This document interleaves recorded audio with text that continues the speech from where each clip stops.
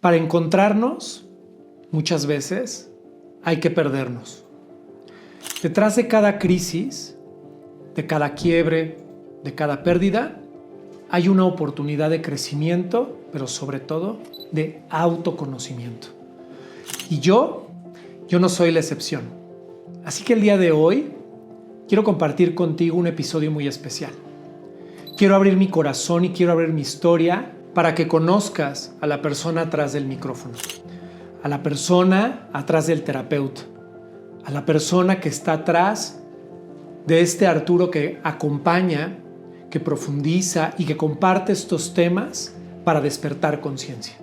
Hoy quiero compartir contigo cómo fue este camino para mí de crecimiento, de despertar, de evolución. ¿Por qué? Porque este es el podcast en el que hablo contigo de conciencia sin censura.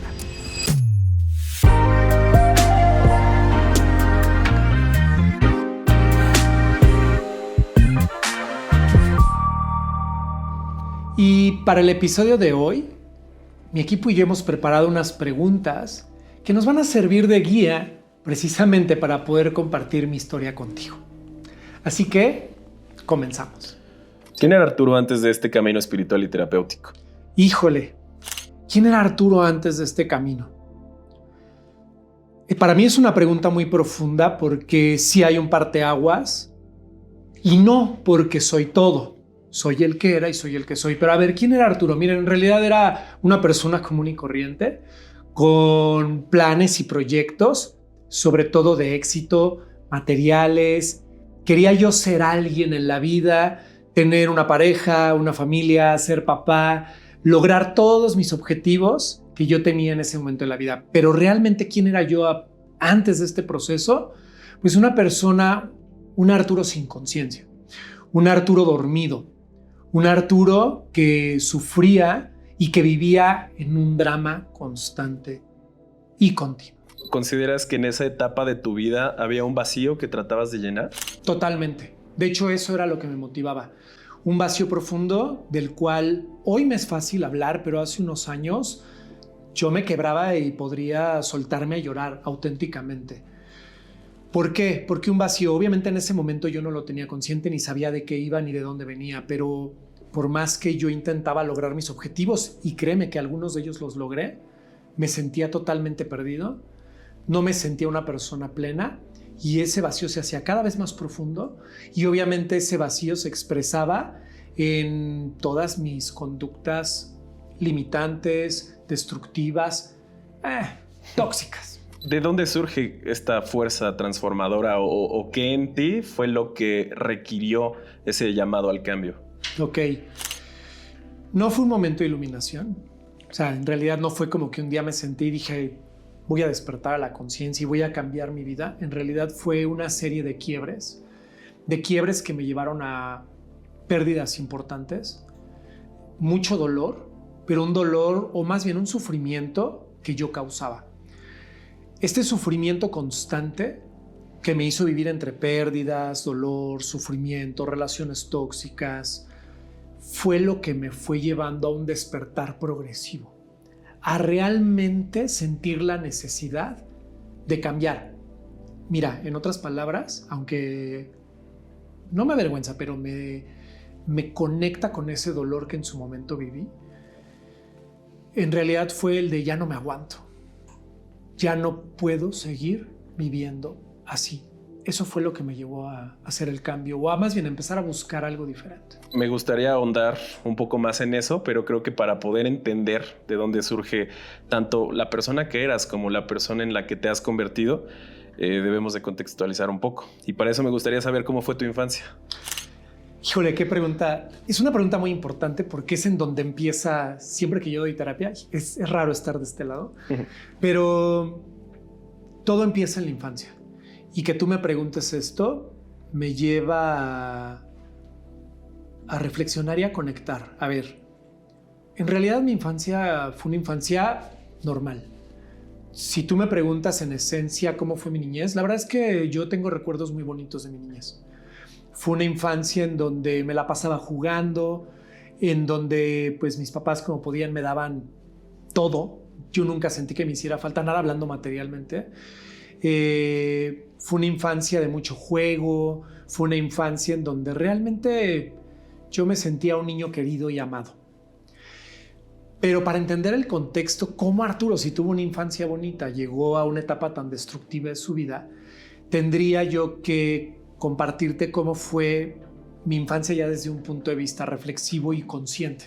Justo me gustaría hacerte 2 preguntas con respecto a eso, porque acabas de mencionar que tu infancia fue buena y que no te faltó nada, pero hiciste un hincapié en términos económicos, en términos materiales. Me gustaría saber por qué dices eso. ¿Cómo era la dinámica en tu familia? ¿Qué papel ocupabas en ella? Y deviniendo de esta misma pregunta, ¿crees que tuviste carencias emocionales en ese momento? Mira, a ver, ahí te va.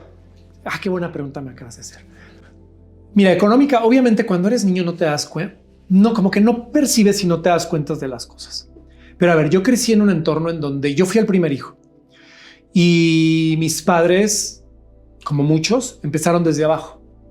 Entonces, a mí en mi etapa de la infancia, mi primera infancia, me tocó vivir junto con mis papás muchas carencias, pero yo de niño no me daba cuenta. Sin embargo, yo oía una retórica y una narrativa que de alguna manera después me di cuenta que sí me impactó, porque yo viví con una narrativa de mis padres en donde era, no, es que nosotros empezamos desde abajo. Mi padre platicaba mucho que a veces tenía que empeñar el reloj para comprar la leche, para comprar mis pañales, tenía que pedir fiado, prestado, y en donde se esforzó y hicieron un gran sacrificio para salir adelante y para sostenerme. Sin embargo, mis papás, a pesar de que yo escuchaba esta narrativa, siempre en la realidad no me parecía ver estas carencias. Pero crecí con una sensación de, híjole, cuando lo hice consciente, mis padres han sacrificado mucho por mí. Tengo un gran compromiso con ellos. Ahora, derivado de ese esfuerzo de mi padre, en realidad yo crecí con un padre ausente. Un padre que tuvo que tener 2, 3 trabajos, terminó su carrera conmigo pequeño y que realmente empezó a despuntar cuando yo ya estaba en la mediana edad o ya en la adolescencia, entrado en la adolescencia, económicamente hablando. Y que mis recuerdos de mi padre siempre fueron un padre que no estaba, que estaba trabajando. Sí, una mamá muy amorosa, una mamá muy presente, pero sin esa figura masculina y paterna.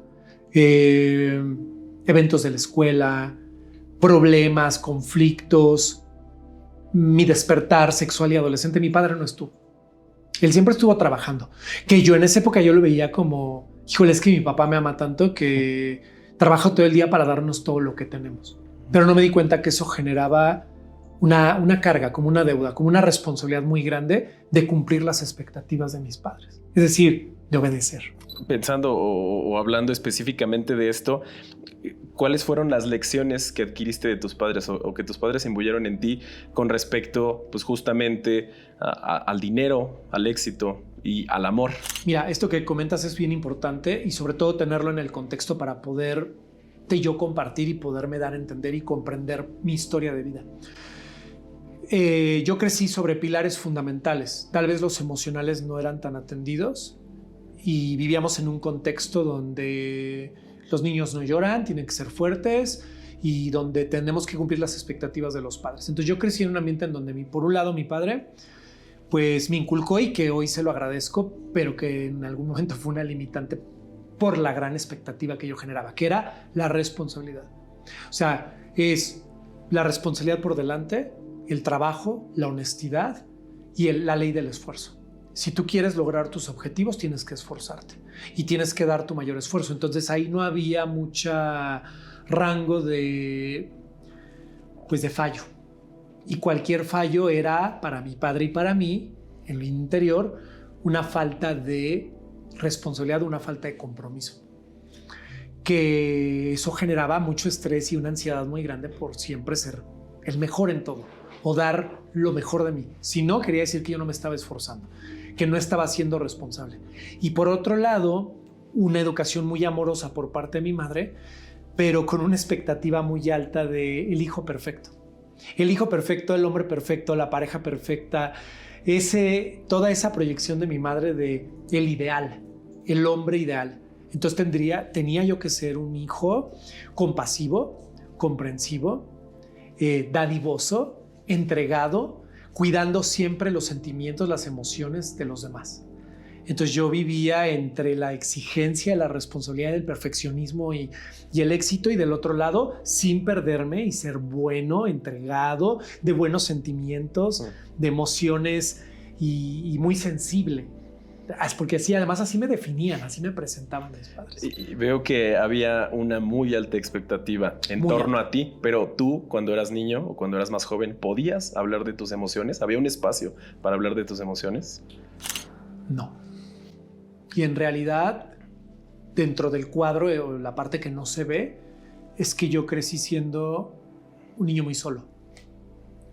En realidad yo era un niño que mi refugio era la soledad, en donde mis tristezas, mis conflictos, mis emociones, yo tenía que, para no molestar a mis padres, yo tenía que aprender a resolverlas, porque, no sé, digo inconscientemente, ahora de adulto lo sé, pero en su momento no quería decepcionar a mi madre y no quería molestar a mi padre, porque yo tenía que tener la capacidad de resolver, de hacerle frente. Entonces, ya en esa parte sí recuerdo una niñez muy solitaria.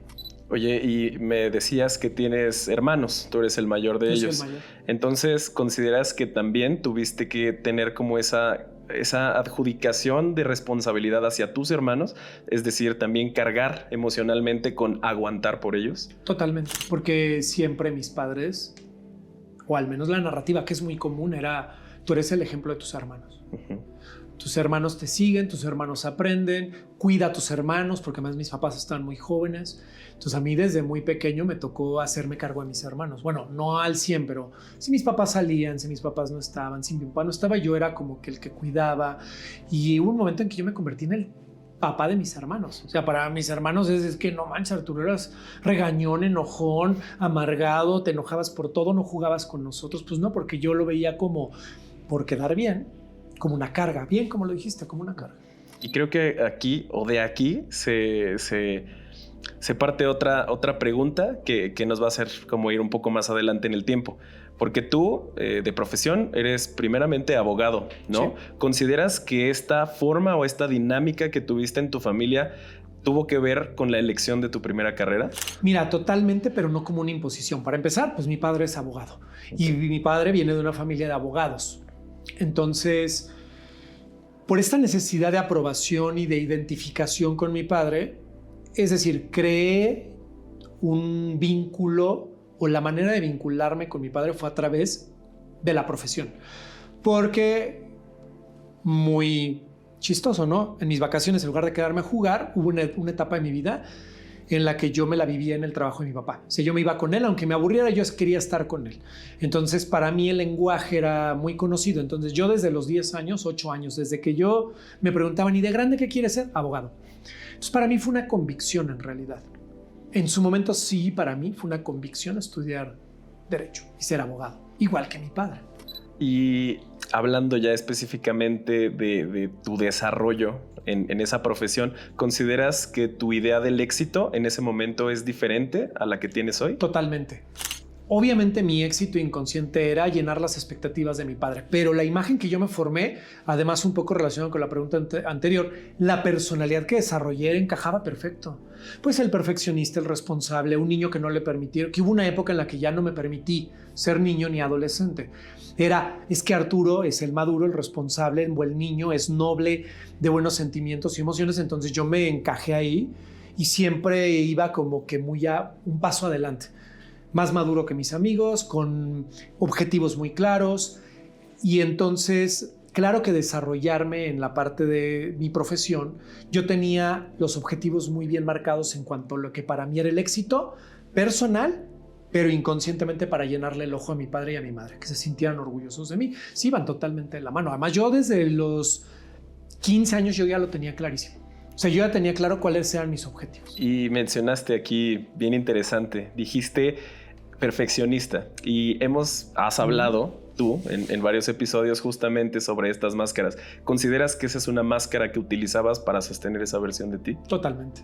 Y que después de unos años descubrí que estaba encubriendo mi herida de insuficiencia, mi miedo a no ser suficiente y no cumplir las expectativas. Sí. ¿En qué momento, Arturo, empezaste a sentir que esa vida entonces ya no te representaba? Ok, mira, obviamente en esa línea y en ese impulso que yo tenía en ese momento, teniendo yo mis objetivos claros y con esa personalidad que desarrollé, muy rápido logré mis objetivos. Y obviamente en llenar las expectativas también hubo inconscientemente una necesidad de emular la historia de mis padres, entre ellas casarme joven y ser papá joven. Pero para tener el cuadro completo tuve que me titulé rápido, e incluso antes, desde el inicio de mi carrera, yo ya trabajaba. Compré mi primer carro, empecé a llenar estos objetivos, me casé, tuve mi primer hijo. Pero siempre dentro de mí, aunque yo me lo negaba y lo trataba de compensar con los logros materiales y intelectuales que en ese momento a mi corta edad yo ya había logrado, como titularme rápido, tener un trabajo desde antes, consolidarme en mi trabajo económicamente, familiarmente, socialmente, muy en el fondo yo no me sentía pleno. Entonces, ¿qué hacía? Pues compensar con marcas, ropa, el hijo, la casa, el auto, porque bueno, además eso es lo que se esperaba de mí, ¿no? Y si entonces consideras que habías alcanzado el éxito, al menos de la forma tradicional de concebirse, ¿cuál fue el momento o cuál consideras que fue el momento o el punto de quiebre para decidir alejarte de esa vida y construir esta nueva?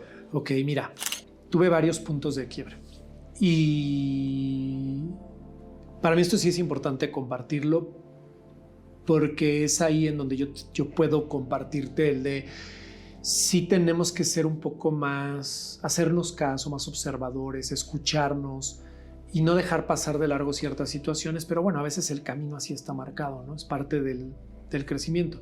Hoy sé que todo lo que viví me llevó a donde estoy, pero mira, tuve un primer quiebre porque aunque yo sentía este vacío, yo lo negaba, yo no era consciente de ese vacío, solo era una pulsión, o sea, lo que yo veía era la necesidad de más, pero vino mi primer perdido, mi primer quiebre, que fue me caso, tengo a mi hijo y al año me divorcio. Es decir, mi primer fracaso, para mí mi primer fracaso.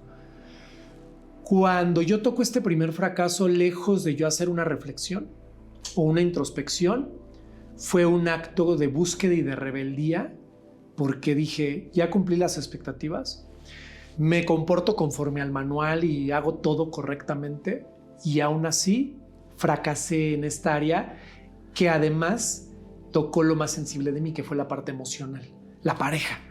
O sea, yo nunca me había sentido ni inseguro, ni insuficiente, ni inmerecedor, ni fracasado, nunca. Y fue ahí donde todas mis inseguridades de repente se me desbordaron, pero en lugar de atenderlas, lo que hice fue tratar de compensarlas. ¿Cómo? En un acto de rebeldía que me llevó a un proceso autodestructivo de, pues ahora voy a hacer las cosas diferentes. Es decir, no creas que ahí yo desperté. Yo dije, sí, pues ahora voy a hacerlo todo a la otra manera. O sea, viví mi adolescencia tardía, me volví un rebelde, dejé de cumplir las reglas, las normas, dejé de ser el bueno y dije, ahora voy a ser, pues, este Arturo oscuro, Dark Vader, ¿no? Así de, vamos a hacerlo diferente. Entonces, me volví arrogante, soberbio, y sostuve mi valor a través de lo que ya había logrado hasta ese momento. Entonces, ¿qué me sostenía? Solo la autoimagen.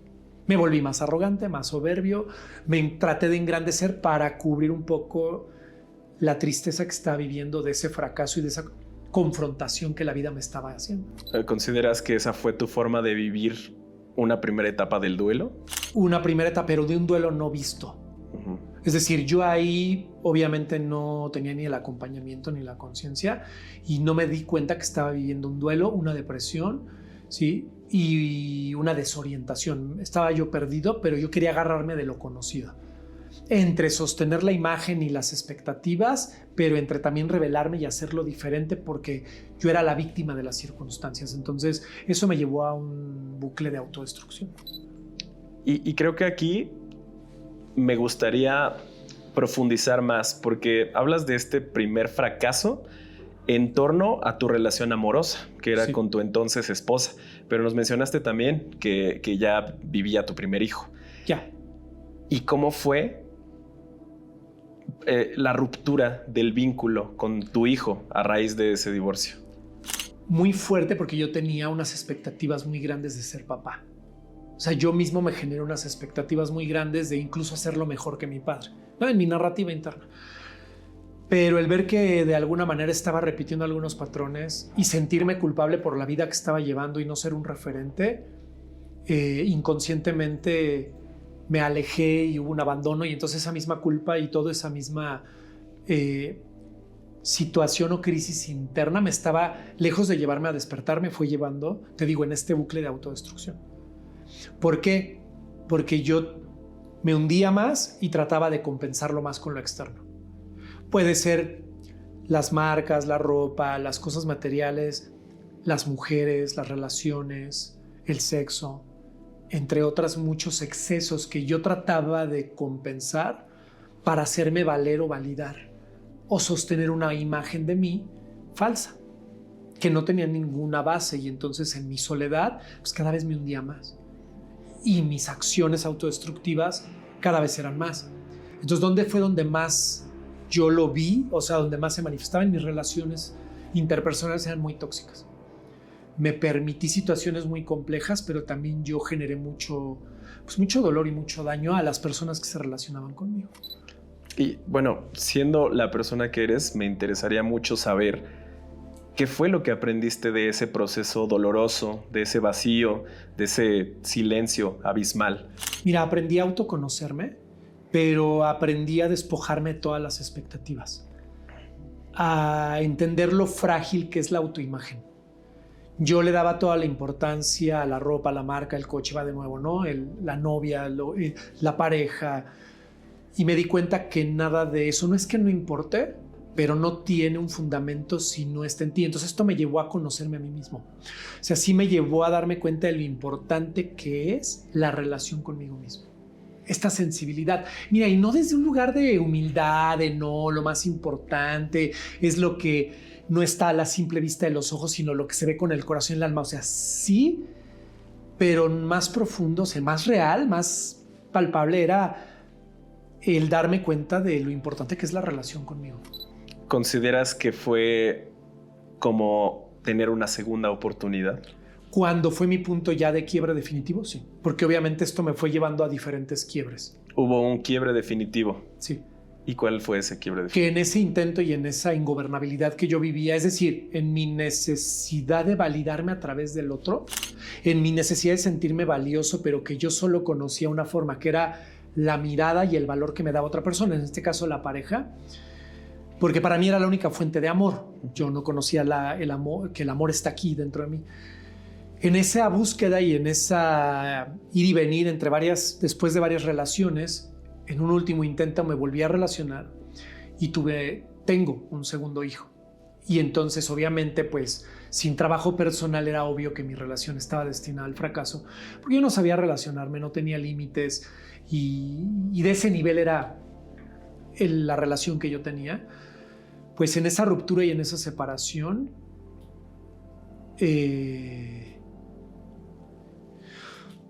pues dejé de tener contacto con mi segundo hijo.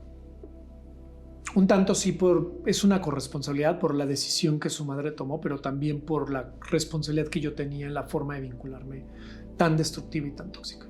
Si bien en el Inter yo ya estaba buscando o daba mis primeros pasos en el despertar de la conciencia a través de grupos de autoayuda y mis primeras terapias, ese quiebre fue el que me llevó realmente a replantearme la vida, realmente a cuestionarme a mí. O sea, dejar de ver culpables afuera y realmente voltearme a verme a mí. Cuando tuviste este despertar, cuando empezaste a reflexionar, cuando te diste cuenta de que se te estaba brindando una segunda oportunidad de ser tú el hombre responsable de su vida y no la víctima de la historia que te habías contado, ¿el yoga jugó una parte importante en este proceso? Me salvó la vida, Jonás. Totalmente me salvó la vida, pero de verdad me encantaría decir que un día me desperté y sentí así la inspiración. La verdad es que yo en ese momento ya no tenía nada que perder. Solo sabía que tenía que hacer algo diferente, pero no sabía ni por dónde, ni cómo, no sabía nada. Digo, iba a terapia, grupos de autoayuda, pero una respuesta clara yo no tenía, ni una guía. Y derivado de una invitación es que yo caigo en una primer clase de yoga. Y te voy a ser bien honesto, cuando yo llegué a la clase de yoga en esta lucha entre mi luz y mi sombra, todavía con una sombra muy fuerte, yo lo vi como una oportunidad de ligar a las compañeras de yoga. O sea, en realidad yo ahora quería mostrarme ahí, pero no me di cuenta. Cuando fui avanzando en la práctica, la yoga hizo algo, tocó en mí fibras y por primera vez tuve conciencia de mí mismo a través de mi cuerpo y a través de las emociones que se iban detonando y liberando a través de cada postura. La práctica de yoga me salvó la vida.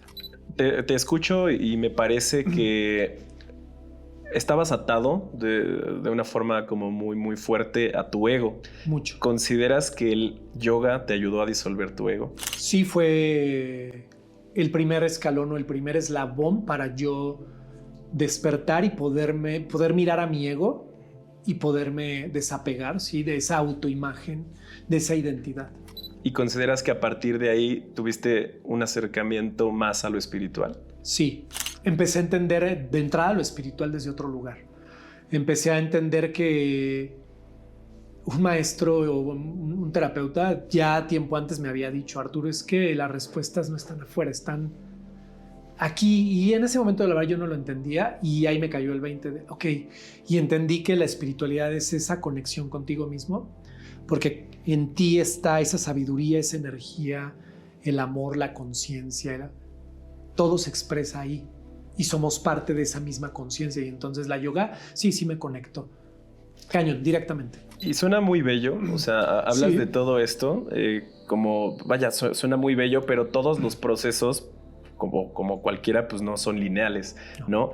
Durante este despertar que tuviste, ¿hubo como alguna resistencia por Muchas. parte de ti mismo para poder seguir en ese camino? Muchas. Porque todavía en ese entonces, pues, mi imagen del abogado formal estaba muy presente.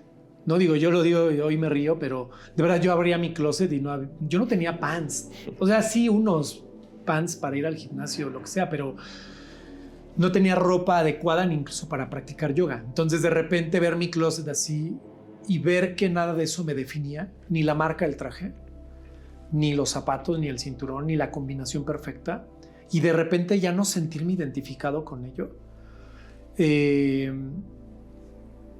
Todas esas resistencias incluso me hicieron tener una recaída en el duelo, en donde tuve una recaída pero autodestructiva, pero luego regresé porque dije, no, es que esto ya lo conozco y ya sé a dónde voy a llegar. Y de todas maneras el vacío era más profundo y entonces regreso y en ese ir y venir, cada postura, obviamente las enseñanzas de mis maestros y de mis terapeutas que fueron apareciendo en su momento, pero la práctica de yoga en sí misma ya es el maestro. Entonces creo que las posturas representaban esas resistencias, Jonas. Yo me sentía un oso panda, inflexible, sentía que la columna vertebral se me iba a romper el cuello y hubo posturas que para mí fueron muy confrontativas. Suena un proceso muy bonito y así, pero la verdad es que fue un proceso de dolor, de confrontación, de resistencia, de ego, de lucha interna, de mucha confrontación. Me imagino que por un momento había como una disonancia cognitiva en ti, ¿no? Justo, sí. El abogado, yogi, y me imagino que fue difícil como decidir seguir por este rumbo, pero ¿qué fue lo que te hizo saber que estabas caminando por el camino adecuado? Porque por primera vez en mi vida, cuando yo empecé con la práctica de yoga, como a los 3 meses, obviamente con toda la disciplina que yo conlleva. Mira, yo dije, ya no tengo nada que perder. Por aras del destino llegué a la práctica de yoga. Y entonces, como parte del proceso de la práctica, obviamente eso me fue llevando a disciplinarme en mi alimentación, la forma, mi descanso, mis hábitos, porque no tenía otra cosa que perder. O sea, no porque yo dije, ya voy a hacer ahora. No, en realidad yo decía, bueno, dime A y hago A, ya hice de todo, nada funciona, voy a hacer lo que me pongan enfrente, ¿no? Entonces, obviamente en ese proceso a los 3 meses, lo tengo muy, muy claro, el recuerdo, mi cuerpo, mi mentalidad, mis hábitos, mi estado del ser ya había hecho un cambio. Y yo no me di cuenta. Fue tan sutil que yo no me di cuenta, ¿eh? Y de ahí justamente surge la siguiente pregunta. Porque me decías que uno de los grandes problemas en este como ciclo autodestructivo pues eran tus relaciones interpersonales y de pronto empezaste a cambiar sin darte cuenta. ¿Cómo sanaron o cómo cambiaron tus relaciones? Okay. ¿O qué vio la gente en este cambio que tuviste? Excelente pregunta. Obviamente, digo, es todo un proceso de años, ¿no? Pero, a ver, ¿qué cambió principalmente? Mi relación conmigo. Porque yo no tenía una relación conmigo. Entonces eso me llevó al autocuidado. Y eso me llevó a la autocomprensión. Paralelamente, obviamente, al proceso de la práctica de yoga, y yo empecé o inicié un proceso terapéutico más profundo en donde ya no era irme a quejar de los demás, sino quiero entender por qué soy así, por qué hago esto, por qué tengo estas necesidades o estos vacíos. Y ahí descubrí mis heridas de la infancia. Pues te digo, mi infancia en términos generales fue bella, pero en lo sutil, en el lenguaje, en esas deficiencias naturales, en la relación de mis padres, las ideas, las creencias, la ausencia de mi padre, las exigencias, el perfeccionismo de mi madre, de mi padre y todo, pues me fui dando cuenta que mi parte autodestructiva, esto fue lo que hizo la diferencia, ¿eh? No era más que un grito desesperado de amor, pero no del adulto, sino de mi niño. Un niño que se sentía abandonado, traicionado, ahí rechazado, y que solo lo que yo estaba buscando con mis impulsos y con la autoimagen y lo que yo había construido era que me amaran, que me aceptaran, que vieran que sí soy suficiente, pero que también siento, ¿sabes? Y que sí podía amar, pero también ser amado. Entonces, en el entender eso fue como que la misma práctica y los cambios que fui haciendo fue de sí sé cuidarme, a tener esta relación amorosa y de entendimiento conmigo. Entonces dejé de juzgarme. Eso fue lo que hizo el cambio. O sea, lejos de verme con vergüenza hacia mi pasado, empecé a verme con mucho amor, entendimiento y compasión, pero sobre todo responsabilidad. ¿Y consideras que como un acto de amor fue por eso que una vez habiendo vivido todo este proceso, decidiste también acompañar a la gente a vivir sus procesos? Quisiera que así hubiera sido, Jonas, pero no fue una decisión. Ok. Cuando yo ya inicio este cambio profundo y que a los 3, 5, 6 meses, de verdad yo no notaba el cambio, lo notaban los demás. Y de todo, había gente que se asombraba y que se me acercaba y me decía, oye Arturo, ¿qué estás haciendo? Hablas diferente, te ves tranquilo, te ves en paz. Y hubo personas que también, pues como parte del proceso era, no hombre, es un farsante, la gente no cambia, es una táctica para ligar más. ¿Quién te cree? ¿Quién le va a creer si yo conozco a Arturo? También gente muy cercana de Arturo, es que te están cambiando, tú no eres así, te están manipulando, te estamos perdiendo. ¿Por qué? Porque dejé de ser el obediente, claro, ¿no? De romper ciertos estigmas y estereotipos que yo cumplía muy bien. Pues de repente verme con mi tapete para todos lados, de cambiar mi forma de hablar, de interactuar, de cambiar mi lista de prioridades. Pues claro que sí hubo un cambio y una resistencia muy grande, ¿no? Pero fue todo un progreso. Esos cambios empezaron a generar curiosidad y las personas se me empezaron a acercar. Arturo, ¿te puedo contar algo? Arturo, quiero aprender yoga como tú. ¿Me puedes dar una clase? Y la verdad es que yo el proceso no lo inicié para dedicarme a esto, yo lo inicié para mí. Al principio sí fui muy egoísta, yo dije, necesito toda la atención, necesito cuidarme, atenderme, entenderme, amarme y aceptarme. Y ya lo estaba haciendo en el proceso, pero al mismo tiempo el cambio se veía, influía, permeaba, y la gente que se me acercaba, al principio yo me resistía mucho, pero hubo un momento en el que fue inevitable. Porque era como, bueno, a ver, pues te cuento, ¿no? O en los grupos de autoayuda yo compartía y al final me hacían bolita de, oye, Artur, podría invitarte a un café, quiero platicar contigo unos puntos. Y hubo un momento en que ya no me pude negar. La vida, el creador, la conciencia divina me puso ahí. Y yo, la verdad, hubo un momento en el que quité la resistencia y dije, ok. ¿Por qué? Porque también aprendí dentro del proceso que un punto de de sanación y de trascendencia es el compartir, el testimonio. Correcto. ¿Y consideras que entonces integraste como toda tu experiencia de vida en ahora un modelo terapéutico? Sí, porque obviamente yo no comparto nada que yo no haya experimentado, vivido o trabajado en mí. Y hay muchas herramientas, no todas son para todos. Y eso lo fui entendiendo en el camino, porque en mis intentos de terapia en el pasado, no es que yo tuviera malos terapeutas o psicólogos, lo que pasa es que para mí era una vía diferente.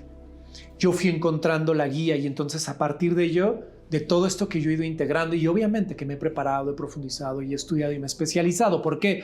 Porque si la vida me pone a acompañar a otros, pues yo me tengo que profesionalizar, tengo que ser ético, como buena estructura de abogado.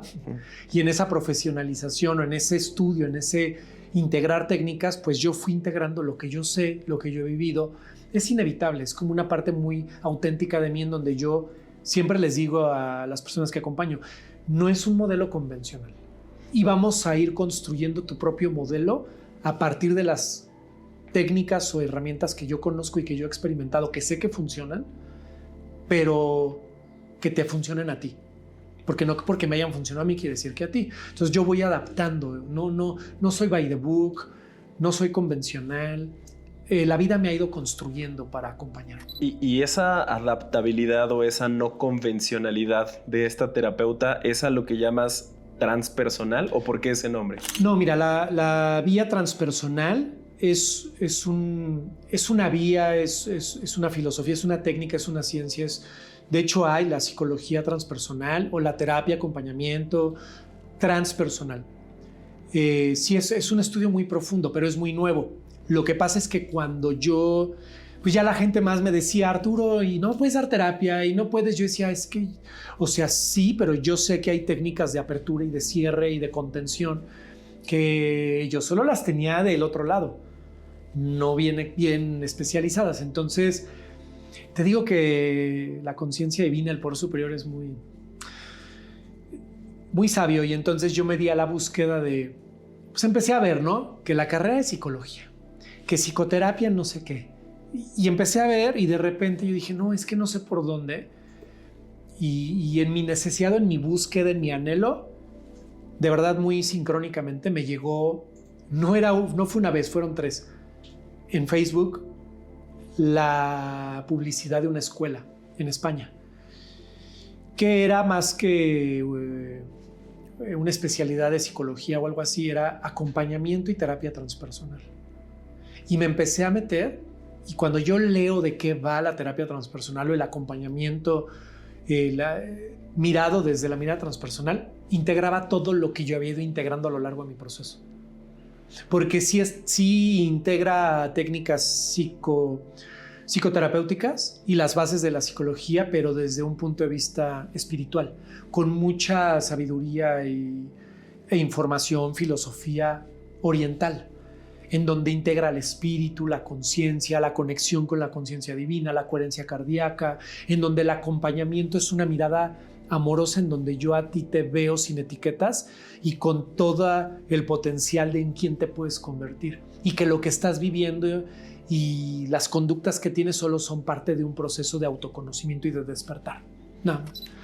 Ok, hablas entonces de algunas prácticas espirituales, ¿no? Mientras estás estudiando como esta vía de lo transpersonal.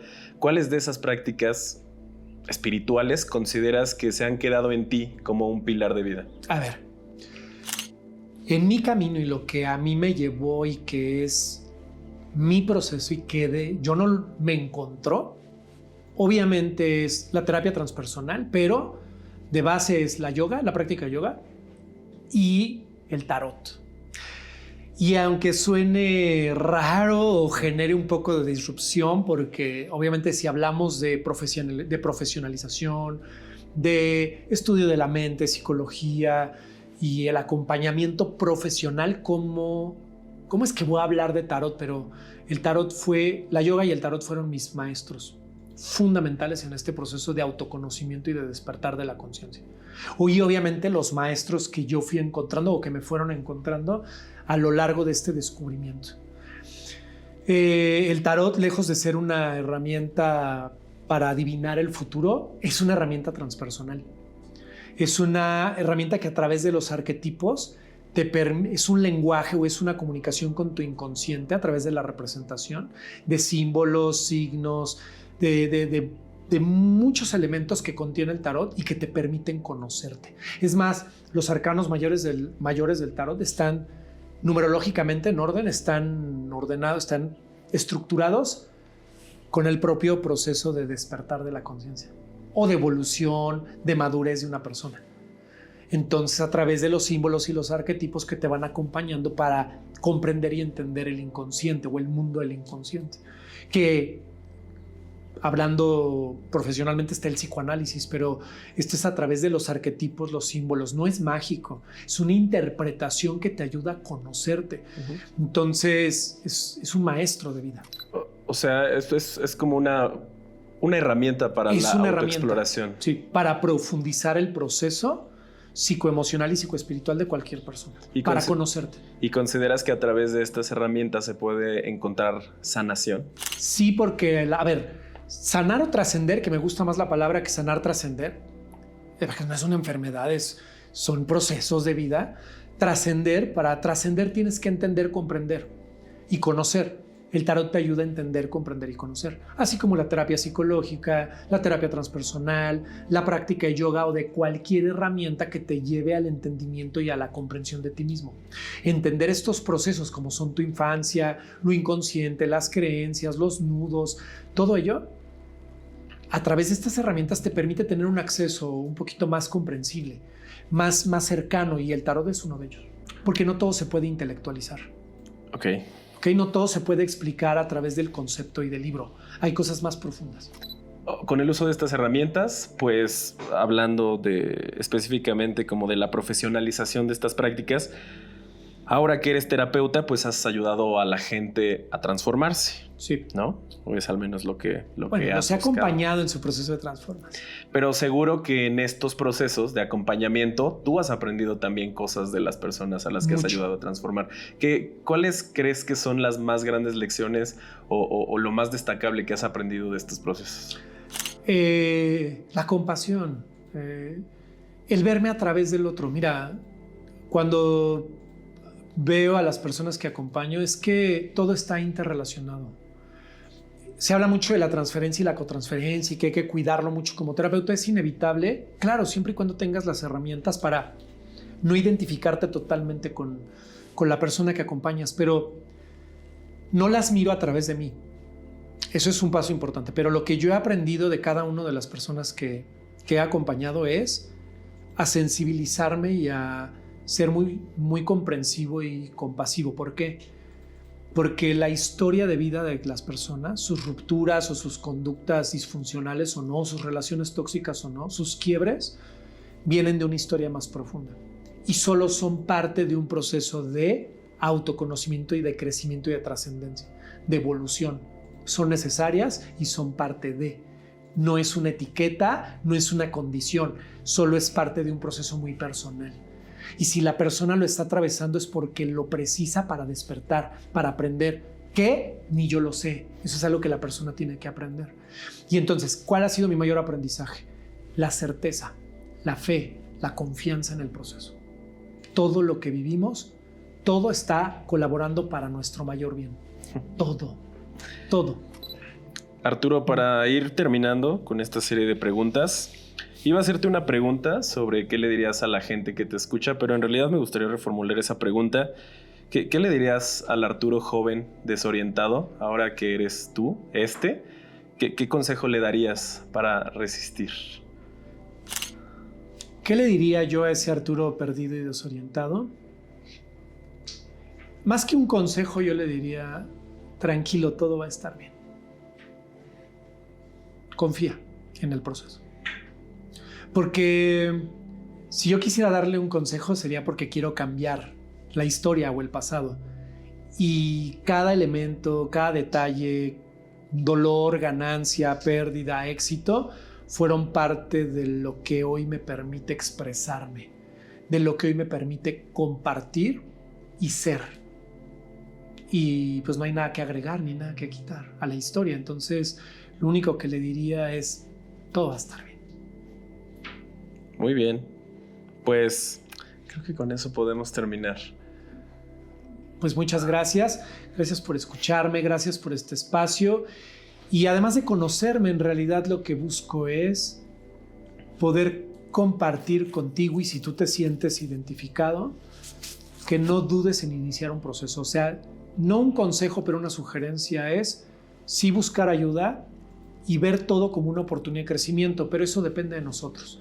Miren, no sé si me tardé, si fue antes o después, fue en el momento exacto, pero un acto de acción, de valentía y de apropiarme de mi vida fue iniciar mi proceso y entender que no todos lo sabemos. Yo sin ayuda, sin el acompañamiento de todos y cada uno de mis maestros, buenos, malos o no, eso no me importa. Todos fueron mis maestros para yo hoy poder compartir contigo. Y los maestros que hoy están en mi vida y los que vienen, porque la vida es un continuo proceso de autoconocimiento, de cambio y de evolución. De eso se trata la vida. Para mí en ello se convirtió el sentido de la vida. Y no tener miedo de cambiar de camino, de profesión, de idea, de personalidad y de identidad. De hecho, de eso se trata la vida. Que nada te defina, se trata de ser.